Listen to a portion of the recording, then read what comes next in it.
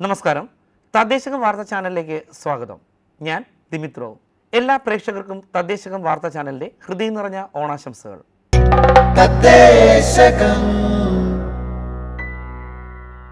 പ്രാദേശികം.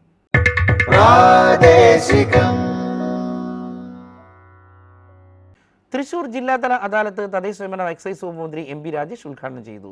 Thrissur VKN. Menon indoor സ്റ്റേഡിയത്തിൽ നടന്ന ഉദ്ഘാടന ചടങ്ങിൽ ഉന്നത വിദ്യാഭ്യാസ സാമൂഹ്യനീതി വകുപ്പ് മന്ത്രി ഡോക്ടർ ആർ. ബിന്ദു അധ്യക്ഷയായി.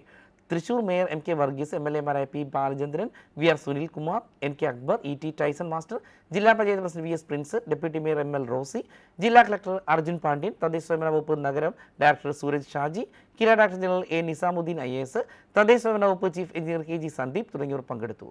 നേരത്തെ ലഭിച്ച 1153 പരാതികളും നേരിട്ട് നൽകിയ 273 പരാതികളുമാണ് അദാലത്തിൽ പരിഗണിച്ചത്. മലപ്പുറം ജില്ലാതല തദ്ദേശ അദാലത്തിൽ ഓൺലൈൻ പോർട്ടൽ മുഖേന ലഭിച്ച 1360 പരാതികളിൽ 1236 എണ്ണത്തിലും അനുകൂലമായ തീർപ്പുണ്ടാക്കിയതായി തദ്ദേശ സ്വയംഭരണ വകുപ്പ് മന്ത്രി എം.പി. രാജേഷ്. ഓൺലൈനായി ലഭിച്ച 1357 പരാതികൾ തീർപ്പാക്കിയിട്ടുണ്ട്. പരാതികളിൽ 91% അനുകൂലമായാണ് തീർപ്പാക്കിയത്. മലപ്പുറം മേൽമുറിയിലെ മാ അദീൻ അക്കാദമി ഓഡിറ്റോറിയത്തിൽ നടന്ന ഉദ്ഘാടന ചടങ്ങിൽ ടി.വി. ഇബ്രാഹിം MLA അധ്യക്ഷത വഹിച്ചു. MLA-മാരായ പി. ഉബൈദുള്ള, കുറുക്കോളി മൊയ്തീൻ, ആബിദ് ഹുസൈൻ തങ്ങൾ, U.A. ലത്തീഫ്, ജില്ലാ panchayat president M.K. Rafeekha, LSTD principal director Sriram Sambasivarao, rural director Dineshan Cheruvattu, ജില്ലാ കളക്ടർ V.R. വിനോദ്, മലപ്പുറം നഗരസഭാ ചെയർമാൻ മുജീബ് കാടേരി തുടങ്ങിയവർ പരിപാടിയിൽ പങ്കെടുത്തു. മലപ്പുറം ജില്ലയിലെ തേൾപ്പാറയിലെ 16 പട്ടികജാതി കുടുംബങ്ങൾക്ക് വേണ്ടി റോഡ് ഒരുക്കാൻ തദ്ദേശ അദാലത്തിൽ തീരുമാനം. തേൾപ്പാറയിലെ കുടുംബാരോഗ്യ കേന്ദ്രത്തിന് സമീപം താമസിക്കുന്ന 16 പട്ടികജാതി കുടുംബങ്ങളുടെ പ്രശ്നമാണ് അദാലത്തിൽ പരിഗണിക്കപ്പെട്ടത്. 10 അടി വീതിയുള്ള റോഡ് നിർമ്മിക്കുന്നതിനായി കുടുംബാരോഗ്യ കേന്ദ്രത്തിന്റെ 3 സെന്റ് സ്ഥലം വിട്ടു നൽകുമെന്ന് മന്ത്രി എം.പി. രാജേഷ് അദാലത്തിൽ അറിയിച്ചു. പട്ടികജാതി കുടുംബങ്ങൾക്ക് വേണ്ടി ഗ്രാമപഞ്ചായത്ത് നേരിട്ടാണ് അദാലത്തിൽ പരാതി നൽകിയത്. ജില്ലാ കളക്ടറോടും DMO-യോടും മന്ത്രി ഫോണിൽ സംസാരിച്ചു. റോഡിന് ആവശ്യമായ NOC നൽകാനും നിർദ്ദേശിച്ചു. നിലവിൽ പ്രദേശത്തേക്ക് നടപടി മാത്രമാണ് ഉള്ളത്. വാഹനം പോകുന്ന വഴിയില്ലാത്തതിനാൽ അത്യാവശ്യ ഘട്ടങ്ങളിൽ പോലും ഏറെ ബുദ്ധിമുട്ടായിരുന്നു. Kudumbashree happy Keralam happiness centre മാർഗരേഖ പ്രകാശനം നടന്നു. കുടുംബങ്ങളുടെ സന്തോഷ സൂചിക ഉയർത്തുന്നത് ലക്ഷ്യമിട്ട് കുടുംബശ്രീ മുഖേന സംസ്ഥാനത്ത് നടപ്പാക്കുന്ന ഹാപ്പി കേരളം ഹാപ്പിനെസ് സെന്റർ പദ്ധതിയുടെ ഭാഗമായി പരിശീലകർക്ക് വേണ്ടി തയ്യാറാക്കിയ മാർഗരേഖ തദ്ദേശ സ്വയംഭരണ എക്സൈസ് വകുപ്പ് മന്ത്രി എം.പി. രാജേഷ് പ്രകാശനം ചെയ്തു. പദ്ധതിയുടെ ഭാഗമായി കുടുംബങ്ങളിൽ നിന്നും വിവരശേഖരണം നടത്തുന്നതിനുള്ള മാതൃക, പരിശീലന മൊഡ്യൂൾ എന്നിവയും മാർഗരേഖയിൽ ഉൾപ്പെടും.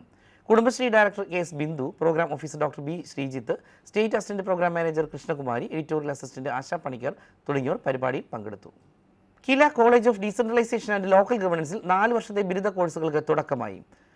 മുളങ്കുന്നത്തുകാവിലെ കില ആസ്ഥാനത്ത് സെപ്റ്റംബർ 5-ന് തുടങ്ങിയ 1ാം സെമസ്റ്ററിലെ ആദ്യ സെഷനിൽ KILA director general A. Nizamuddin IAS വിദ്യാർത്ഥികളെ അഭിസംബോധന ചെയ്ത് സംസാരിച്ചു.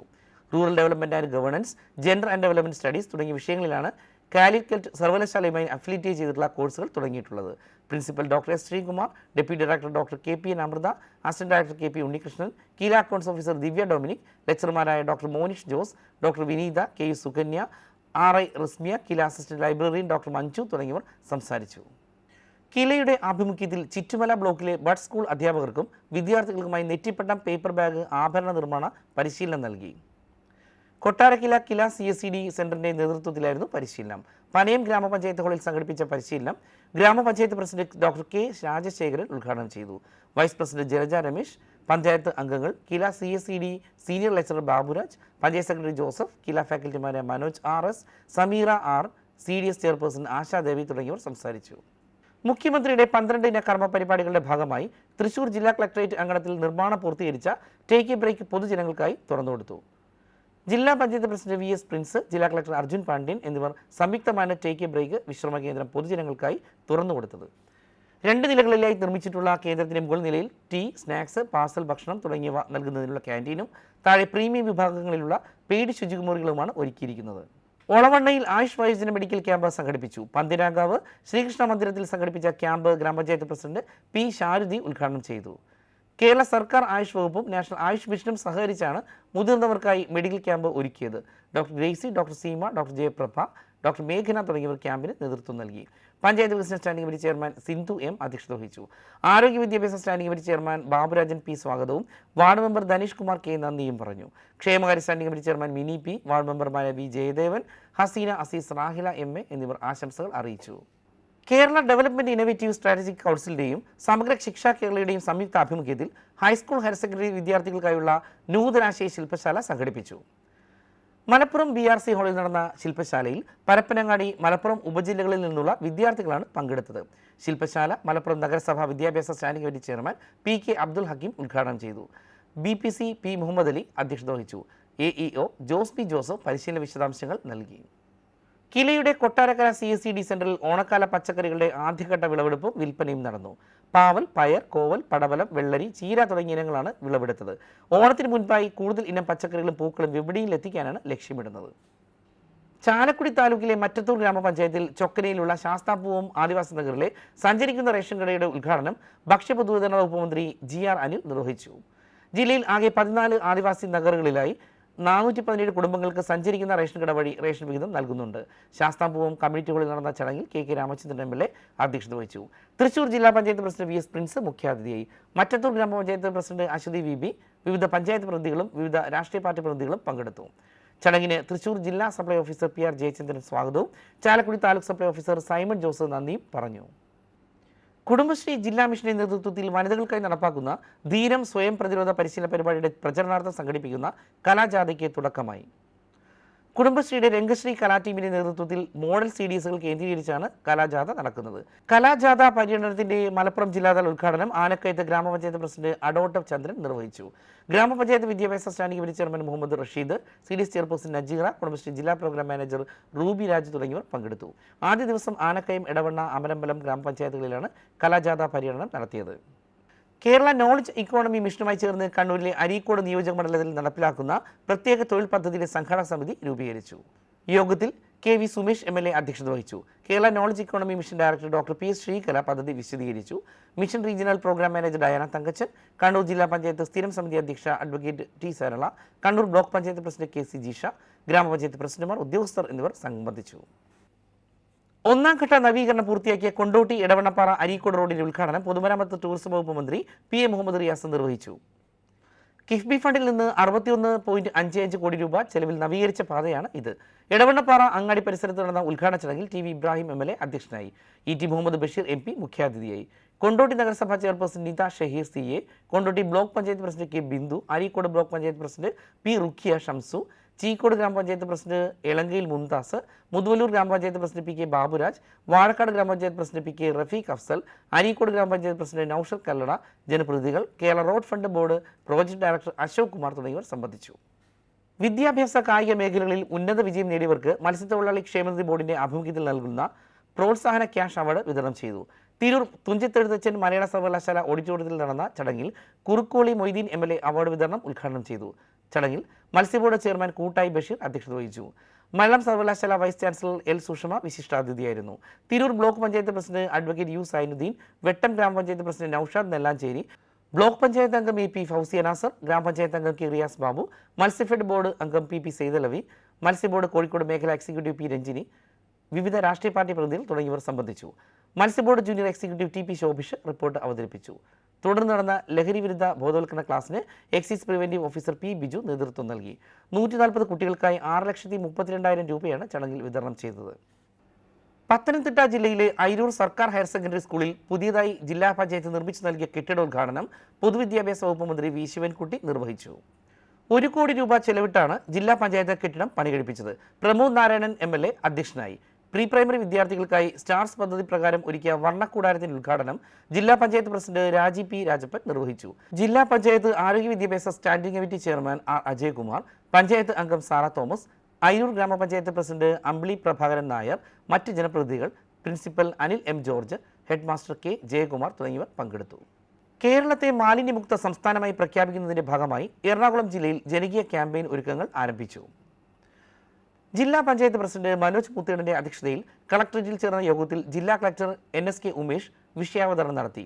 യോഗത്തിൽ ജില്ലയിലെ വിവിധ നഗരസഭാ ചെയർപേഴ്സൺമാരായ MO John, KK Tommy, Vijay Sivan, Radhamani Pillai, Beena Sasidharan, Paul Pathikkal, block പ്രസിഡന്റുമാരായ KM Anwar Ali, KG Radhakrishnan, Baby Thampi തുടങ്ങിയവർ സംസാരിച്ചു.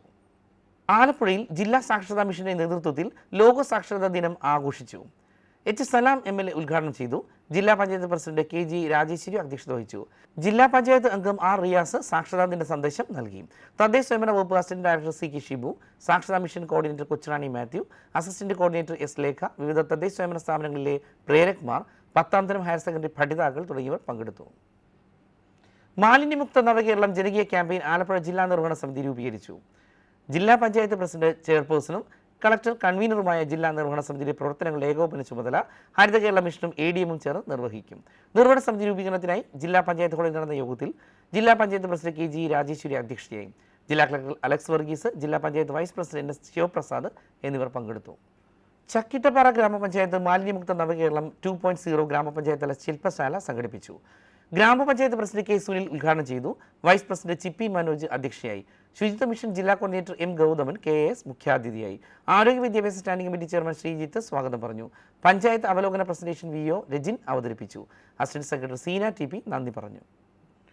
സ്ത്രീകൾക്കും കുട്ടികൾക്കുമെതിരായ അക്രമങ്ങൾ തടയുന്നതിനായി പന്തലായനി ബ്ലോക്ക് പഞ്ചായത്തിൽ ജാഗ്രതാ സമിതിയുടെ 2 ദിവസത്തെ പരിശീലനം സംഘടിപ്പിച്ചു.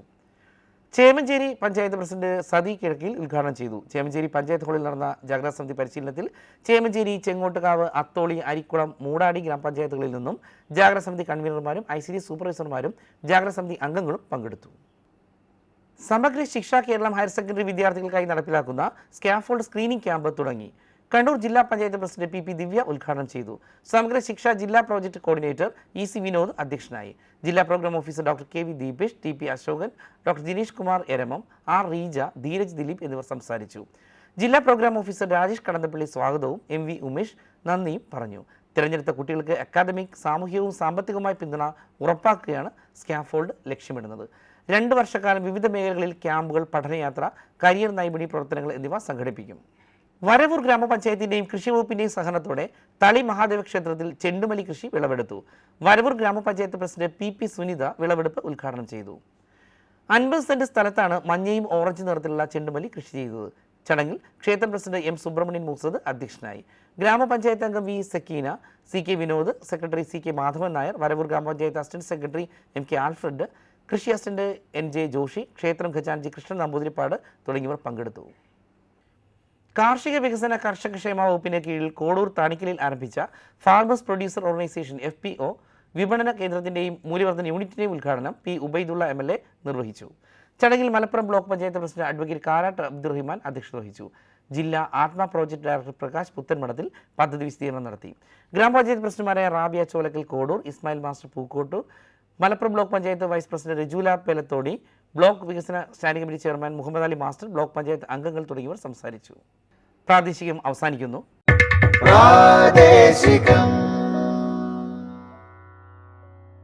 ഇനി നേർക്കാഴ്ച.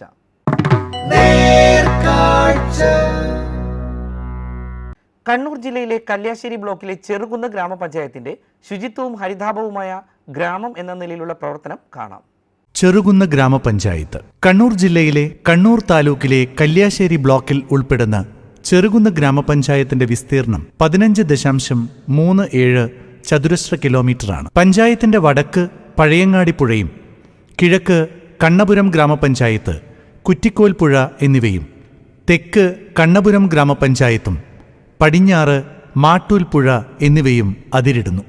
2021-22 വർഷത്തെ സാമൂഹിക സാമ്പത്തിക സർവേ റിപ്പോർട്ട് പ്രകാരം 13 വാർഡുകളുള്ള ചെറുകുന്ന് ഗ്രാമപഞ്ചായത്തിലെ ജനസംഖ്യ 16,273 ജനസാന്ദ്രത 1059.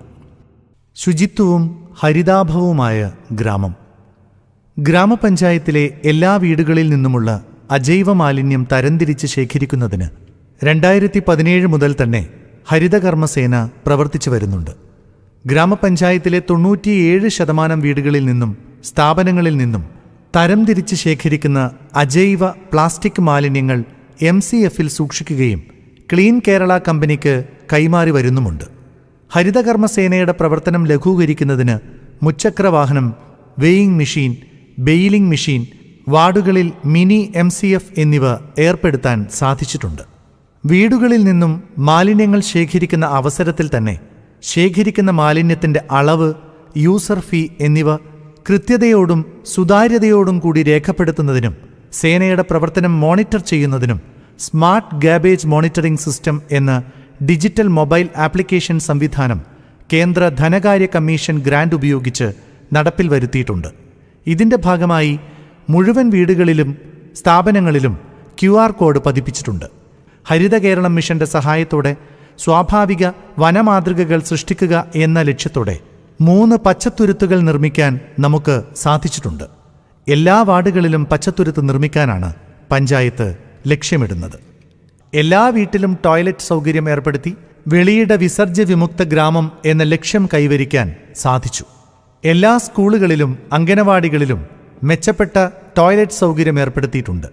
ദേശീയ ഗ്രാമീണ തൊഴിലുറപ്പ് പദ്ധതിയിൽ Cherukunnu government welfare higher secondary സ്കൂളിൽ ടോയ്ലറ്റ് കോംപ്ലക്സ് നിർമ്മിക്കാൻ സാധിച്ചിട്ടുണ്ട്.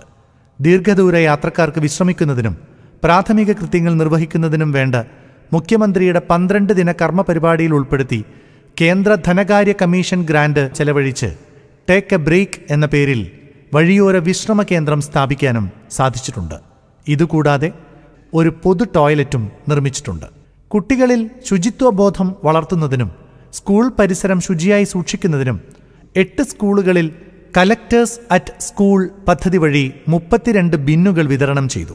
ഗാർഹിക ജൈവമാലിന്യം സംസ്കരിക്കുന്നതിനായി 750 പൈപ്പ് കമ്പോസ്റ്റ്, 1196 റിംഗ് കമ്പോസ്റ്റും 35 ബയോഗ്യാസ് പ്ലാന്റും വിതരണം ചെയ്യുക വഴി ശുചിത്വ മാലിന്യ മേഖലയിൽ മികച്ച മുന്നേറ്റമുണ്ടാക്കാൻ നമുക്ക് സാധിച്ചിട്ടുണ്ട്. ദ്രവമാലിന്യ സംസ്കരണത്തിന് എല്ലാ വീടുകളിലും സോക്ക് പിറ്റ് സംവിധാനം ഏർപ്പെടുത്തുന്നുണ്ട്. തെളിനീരൊഴുകും നവകേരളം, ഇനി ഞാൻ ഒഴുകട്ടെ എന്ന പദ്ധതികളിൽ ഗ്രാമപഞ്ചായത്തിലെ എല്ലാ നീരുറവകളും തോടുകളും ശുചീകരിച്ചിട്ടുണ്ട്. എല്ലാ വർഷവും മഴക്കാലപൂർവ്വ ശുചീകരണവും തോടുകളും ഓടകളും ശുചീകരിച്ചും വരുന്നുണ്ട്. കൂടാതെ ബഹുജന പങ്കാളിത്തത്തോടെ പാതയോരവും ശുചീകരിച്ചിട്ടുണ്ട്. ഇത്തരത്തിലുള്ള നിരവധി ശ്രദ്ധേയമായ പ്രവർത്തനങ്ങളിലൂടെ ശുചിത്വവും ഹരിതാഭവുമായ ഗ്രാമം എന്ന ലക്ഷ്യം കൈവരിക്കുകയാണ് ചെറുകുന്ന് ഗ്രാമപഞ്ചായത്ത്. 10,000-കണക്കിന് പേർ പങ്കെടുക്കുന്ന ചരിത്രപ്രസിദ്ധമായ ചെറുകുന്ന് അന്നപൂർണേശ്വരി ക്ഷേത്രത്തിലെ 7 ദിവസം നീണ്ടു നിൽക്കുന്ന വിഷുവിളക്കുത്സവം പൂർണ്ണമായും ഗ്രീൻ പ്രോട്ടോകോൾ പാലിച്ച് ഹരിതോത്സവമാക്കി മാറ്റാൻ പഞ്ചായത്തിന് സാധിച്ചിട്ടുണ്ട്. എല്ലാ വർഷവും പദ്ധതിയിൽ ഉൾപ്പെടുത്തി 2000-ലധികം വൃക്ഷത്തൈകൾ വിതരണം ചെയ്യുന്നുണ്ട്.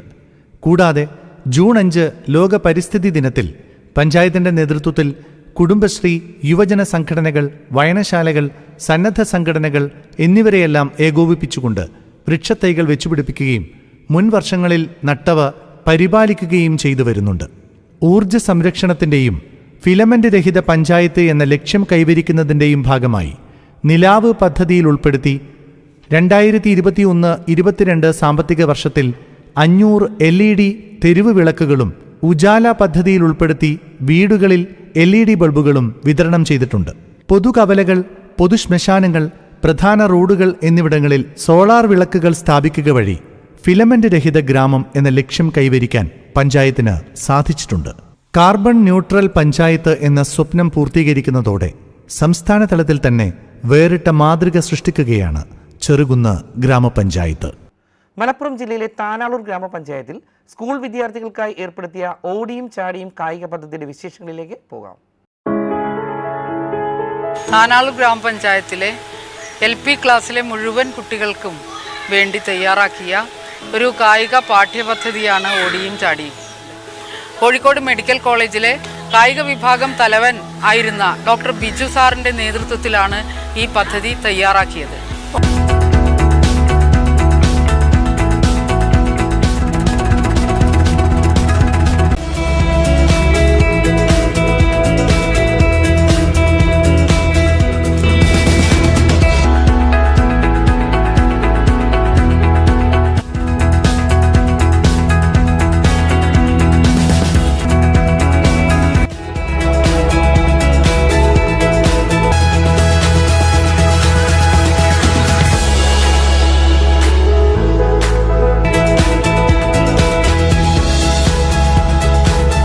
സംസ്ഥാനത്തെ എല്ലാ സ്കൂളുകളിലേക്കും വ്യാപിപ്പിക്കണമെന്ന് കൂടുതലായിട്ട് അഭ്യർത്ഥിക്കുന്നു.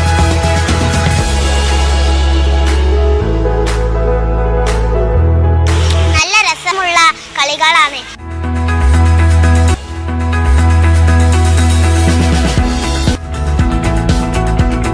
ഞങ്ങൾക്ക് ഇഷ്ടപ്പെട്ട ഒരു പീരീഡാണ് ഓടിയും ചാടിയും. ഇതിലൂടെ ഞങ്ങളുടെ ആരോഗ്യത്തെ മെച്ചപ്പെടുത്തുന്ന രീതിയിലുള്ള കളികളാണ് ഉള്ളത്.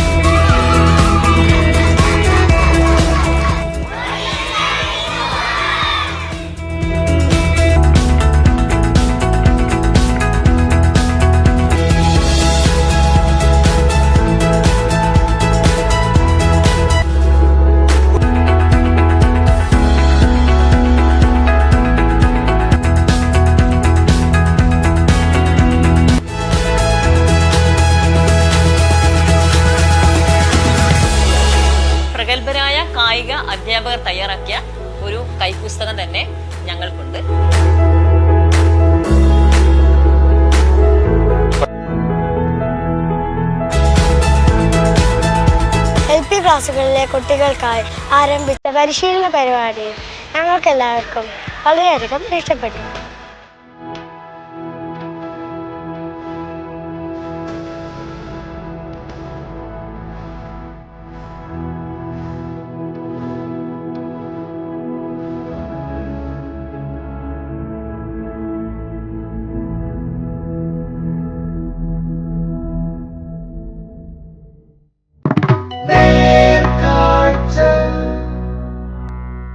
അടുത്തതായി നമുക്ക് സംസാരിക്കാം.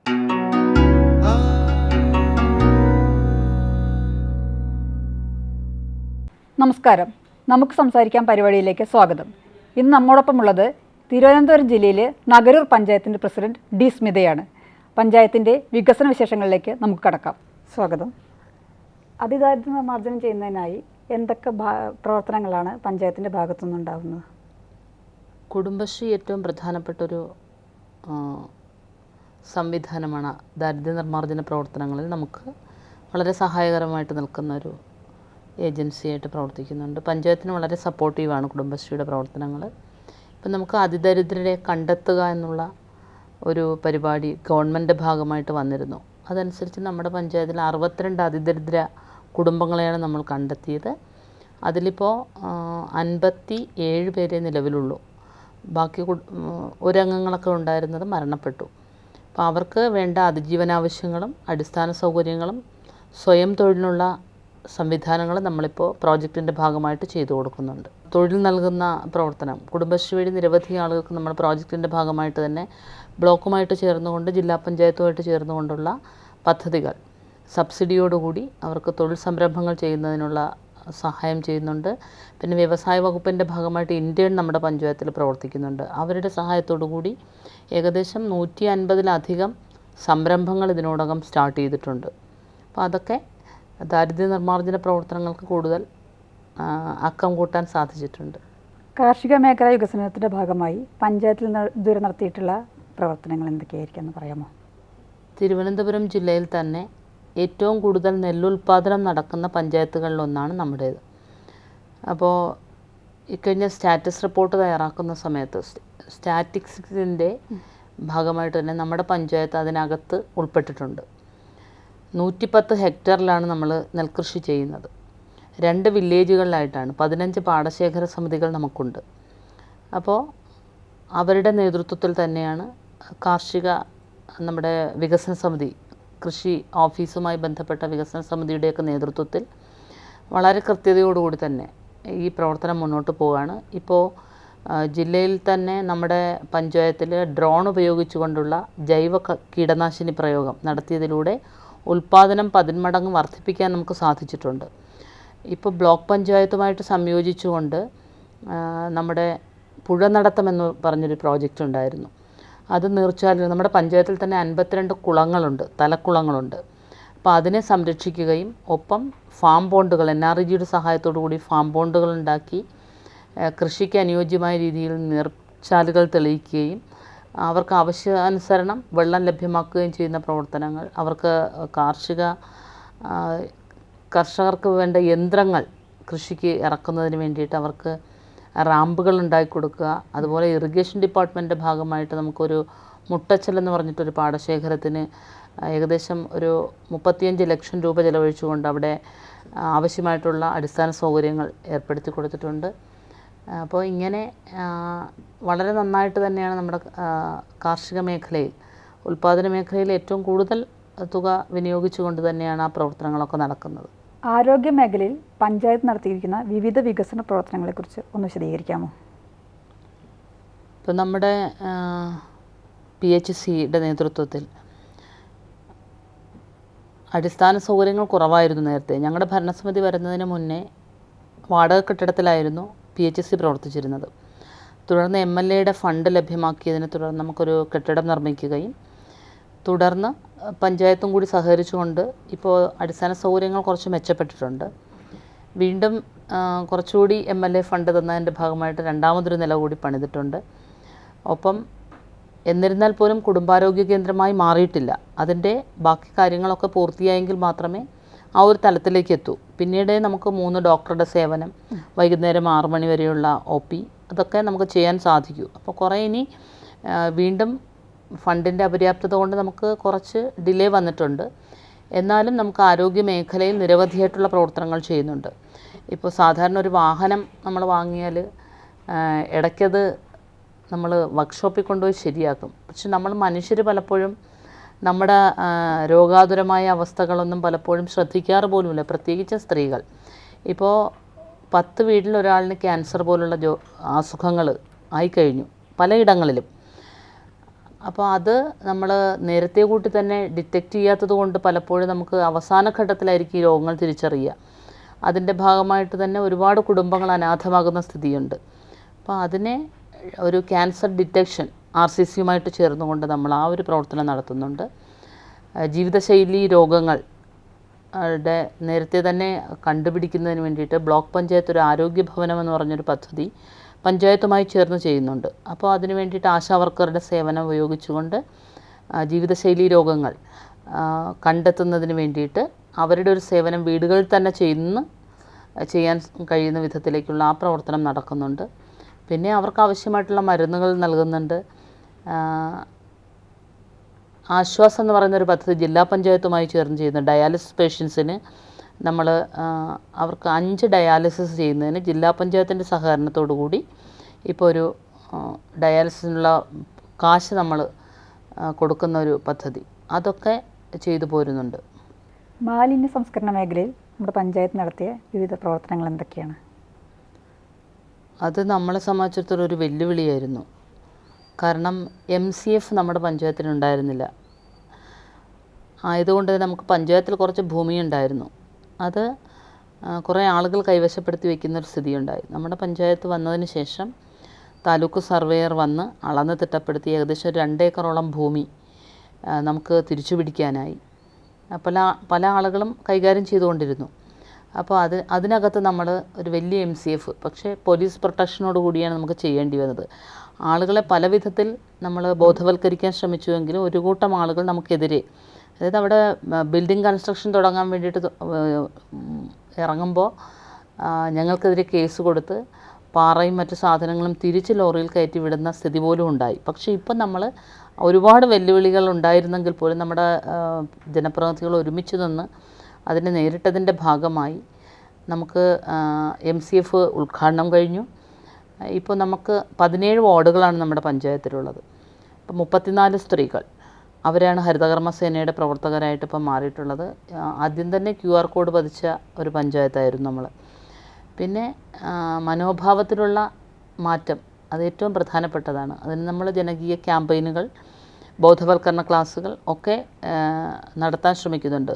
പലപ്പോഴും അവരുടെ ഭാഗത്തു നിന്നുണ്ടാകുന്ന ഒരു അഭിപ്രായം എന്ന് പറഞ്ഞാൽ ഉദ്യോഗസ്ഥരായിട്ടുള്ള ആളുകൾ, സാമ്പത്തികമായിട്ട് ഉയർന്ന നിലവാരം പുലർത്തുന്ന ആളുകൾ, ഇവർക്കൊക്കെയാണ് യൂസർ ഫീ കൊടുക്കുന്നതിൽ വിമുഖത കാട്ടുന്നതെന്നുള്ളത് ഏറ്റവും ഒരു പരമമായ സത്യമായിട്ട് നമ്മൾ തിരിച്ചറിയുന്നു.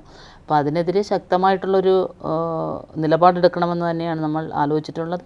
ഇപ്പോൾ പഞ്ചായത്തിൻ്റെ ആവശ്യങ്ങൾക്ക് വേണ്ടി, അതായത് പഞ്ചായത്തിൻ്റെ സേവനം ലഭ്യമാക്കുന്ന ഓരോ കാര്യങ്ങൾക്ക് വരുന്നവരിൽ നിന്നും യൂസർ ഫീ അടച്ചതിൻ്റെ കാർഡ് കൃത്യമായിട്ട് നമ്മൾ ചോദിക്കാറുണ്ട്. അതുകൊണ്ട് കുറച്ച് മുന്നേറ്റം ഉണ്ടായിട്ടുണ്ട്. പിന്നെ എല്ലാ ഇടങ്ങളിലും MCFകൾ, മിനി MCFകൾ സ്ഥാപിച്ചിട്ടുണ്ട്. പിന്നെ ദ്രവമാലിന്യ സംസ്കരണമാണ് ഒരു പ്രധാനപ്പെട്ട മറ്റൊരു നമ്മുടെ വെല്ലുവിളി. അതിന് ആവശ്യമായിട്ടുള്ള പ്രവർത്തനങ്ങൾ ഇനി തുടങ്ങേണ്ടതുണ്ട്. എല്ലാ ഘടക സ്ഥാപനങ്ങളിലും സോക്ക് പിറ്റും കമ്പോസ്റ്റ് പിറ്റും അതിനുള്ള പ്രോജക്റ്റുണ്ട്. പിന്നെ അവർക്ക് ആവശ്യമായിട്ടുള്ള എല്ലാ സാധനങ്ങളും വാങ്ങിക്കൊടുക്കാനായിട്ട് നമുക്കൊരു വാഹനം, നിലവിലൊരു വാഹനമുണ്ട്. ഒരെണ്ണം കൂടി വാങ്ങിയെങ്കിൽ മാത്രമേ, 2 വില്ലേജുകളാണ്. അപ്പോൾ നമ്മുടെ തന്നെ ഒരു ജനപ്രതിനിധിയെയാണ് നമ്മളൊരു ഡ്രൈവറായിട്ട് ഇപ്പോൾ വെച്ചിട്ടുള്ളത്.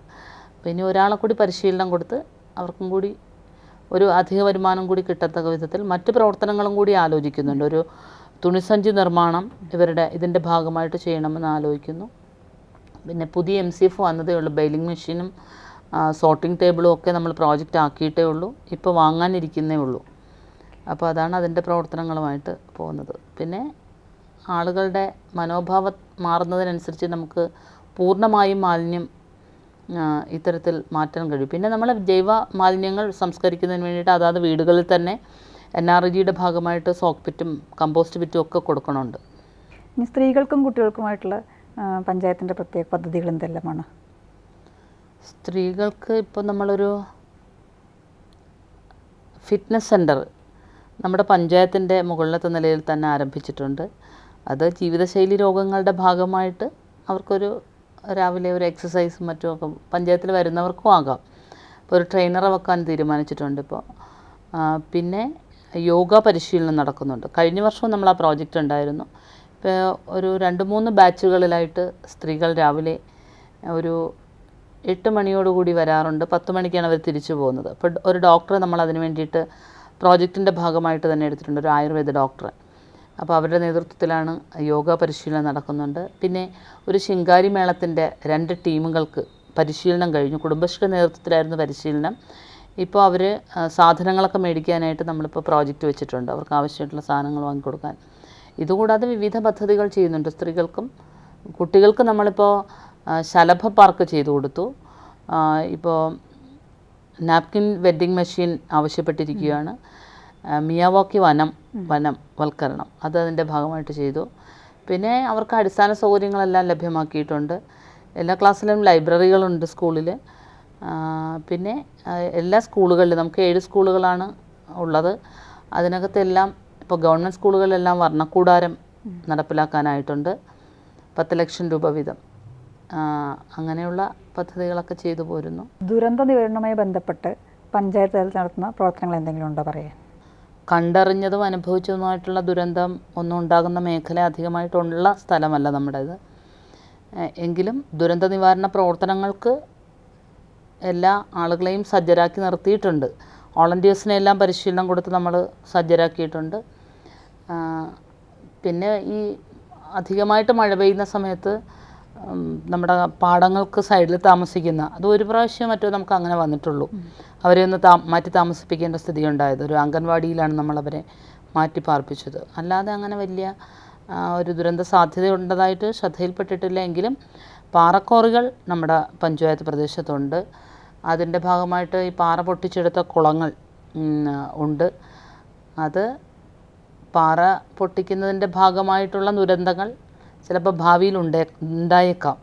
അത് നമ്മൾ പ്രതീക്ഷിക്കുന്നുമുണ്ട്. കുന്നുകൾ ഇടിച്ച് മാറ്റുന്നത്, മണ്ണിടിച്ച് മാറ്റുന്നതിലൂടെയും നമ്മുടെ പ്രകൃതിയോട് നമ്മൾ ചെയ്യുന്ന ഇത്തരം കാര്യങ്ങൾ തിരിച്ചെങ്ങനെ പ്രതികരിക്കുമെന്നുള്ളത് നമുക്ക് അറിയാൻ കഴിയാത്ത തരത്തിലേക്ക് ചിലപ്പോൾ വന്നേക്കാം, അറിയില്ല. അപ്പോൾ അത്തരത്തിൽ ദുരന്ത നിവാരണ പ്രവർത്തനങ്ങളുടെ ഭാഗമായിട്ട് ഇതും നമ്മുടെ ഒരു ഭീഷണിയായിട്ട് നമ്മുടെ മുന്നിൽ കാണുന്ന കാര്യമാണ്. ടൂറിസം മേഖലയുമായി ബന്ധപ്പെട്ട് പഞ്ചായത്ത് നടത്തുന്ന പ്രവർത്തനങ്ങൾ എന്തൊക്കെയാണ്? ടൂറിസവുമായി ബന്ധപ്പെട്ട് നമ്മുടെ ഭരണസമിതി വന്ന സമയത്ത് കഴിഞ്ഞ ഗവൺമെൻറ് കാലഘട്ടത്തിൻ്റെ അവസാന നാളുകളിൽ നമ്മളൊരു പ്രോജക്റ്റ് സബ്മിറ്റ് ചെയ്ത് കൊടുത്തിരുന്നു ഗവൺമെൻറ്റിലേക്ക്. പക്ഷേ അത് പിന്നീട് നമുക്ക് ഫോളോ അപ്പ് ചെയ്യാനോ പിന്നെ ഓരോരോ കോവിഡിൻ്റെ പ്രശ്നങ്ങളൊക്കെ വന്നതുകൊണ്ട് അങ്ങോട്ട് അത് മുന്നോട്ട് കൊണ്ടുപോകാനായില്ല. എങ്കിലും നമുക്കവിടെ ഒരു ആയിരവല്ലി ക്ഷേത്രമുണ്ട്, പാറയുടെ മുകളിലാണ്. അപ്പോൾ അവിടെ ദൂരെ കടലൊക്കെ കാണുന്ന വിധത്തിലാണ്. അപ്പോൾ നല്ലൊരു വ്യൂ ഒക്കെ കിട്ടുന്നതാണ്. ഒരുപാട് ആളുകളൊക്കെ അവിടെ ക്ഷേത്രം കാണാൻ വരുന്നവരൊക്കെയാണ്. അപ്പോൾ ഒരു റോപ്പ് വേ ഒക്കെ ചെയ്യുകയാണെങ്കിൽ നമുക്ക് ടൂറിസത്തിന് ഒരുപാട് സാധ്യതയുള്ള ഇടമാണ്. പക്ഷേ ഈ പാറഖനനം നടക്കുന്നത് കൊണ്ട് തന്നെ ഇതിന് എത്ര സാധ്യതയുണ്ട് എന്നുള്ളത് നമ്മുടെ മുന്നിലെ ഒരു ചോദ്യചിഹ്നമാണ്. ചിലപ്പോൾ ഇനി ഇത് മുകളിൽ നിന്ന് താഴേക്ക് അമ്പലം ഇറങ്ങി വരുമെന്ന് അറിയത്തില്ല, അതാ സ്ഥിതി. എങ്കിലും നമുക്ക് അങ്ങനെ ഒരു സാധ്യത നമ്മൾ ഒഴിവാക്കുന്നില്ല. ടൂറിസത്തിന് വലിയ സാധ്യതയുള്ള ഇടമാണ് എന്നുള്ളത് കണ്ടുകൊണ്ട് തന്നെയാണ് അങ്ങനൊരു പ്രോജക്റ്റ് സബ്മിറ്റ് ചെയ്തത്. അപ്പോൾ ഇനി അതിൻ്റെ ഫോളോ അപ്പ് നടത്തിയാൽ ചിലപ്പോൾ നമുക്കത് ലഭ്യമായേക്കാം. അതാണ് അതിനെ സംബന്ധിച്ച് പറയാനുള്ളത്. മിയാവാക്കി വനം പോലുള്ള പദ്ധതികൾ നമ്മൾ കാർഷിക മേഖലയിൽ അവരുമായിട്ട് ചേർന്നുകൊണ്ടാണ്, കൃഷി വകുപ്പുമായിട്ട് ചേർന്നാണ് മിയാവാക്കി വനവൽക്കരണം നടത്തി ശലഭ പാർക്കുകളൊക്കെ സ്കൂളിൽ ചെയ്തു കൊടുത്തത്. പിന്നെ ഇപ്പോൾ നമ്മുടെ അവിടെ ഒരു ശ്രീശങ്കര കോളേജുണ്ട്. നവകേരള ഈ ഹരിതകേരള മിഷൻ്റെ ഭാഗമായിട്ട് അവിടെ ഒരു ഔഷധ സസ്യങ്ങളുടെ അവർക്ക് ഒത്തിരി ഏക്കർ സ്ഥലമുണ്ട് അവിടെ. അപ്പോൾ അവരുമായിട്ട് സംയോജിച്ചുകൊണ്ട് പഞ്ചായത്തും ബ്ലോക്ക് പഞ്ചായത്തും ചേർന്നുകൊണ്ട് ഒരു വനവൽക്കരണം മാതിരി ഒരു പദ്ധതി ഇപ്പോൾ സ്റ്റാർട്ട് ചെയ്തിട്ടുണ്ട്.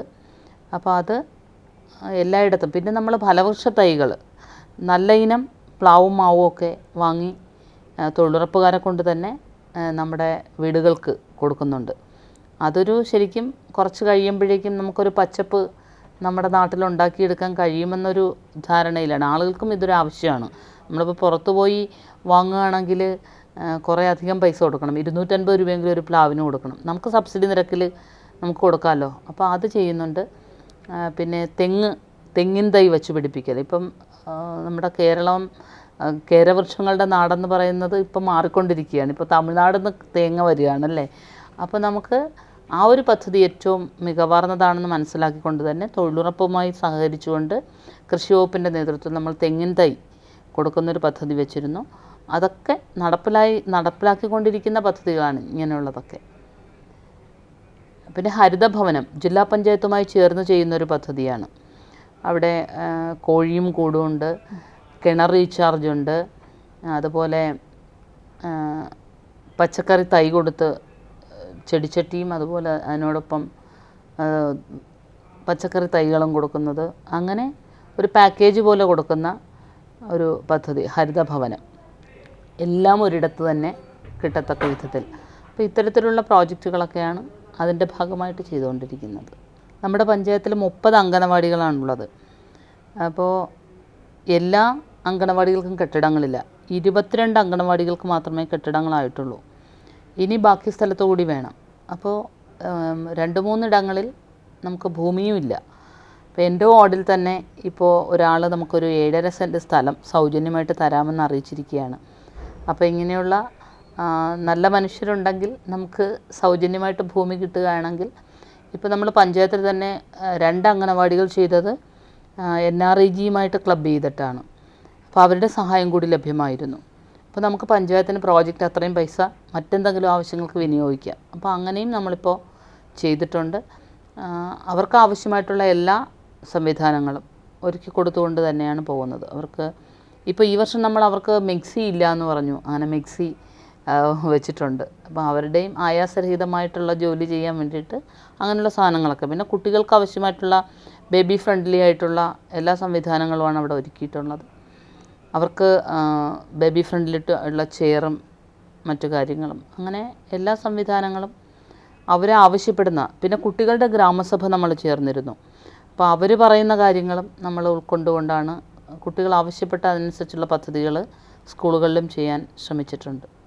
ഇത്ര നേരം നമ്മളോട് സംസാരിച്ച നഗരൂർ പഞ്ചായത്ത് പ്രസിഡന്റിനും നഗരൂർ പഞ്ചായത്തിനും നന്ദി. Thank you.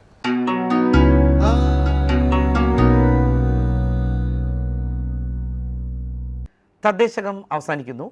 അടുത്തയാഴ്ച ഇതേ സമയം വീണ്ടും.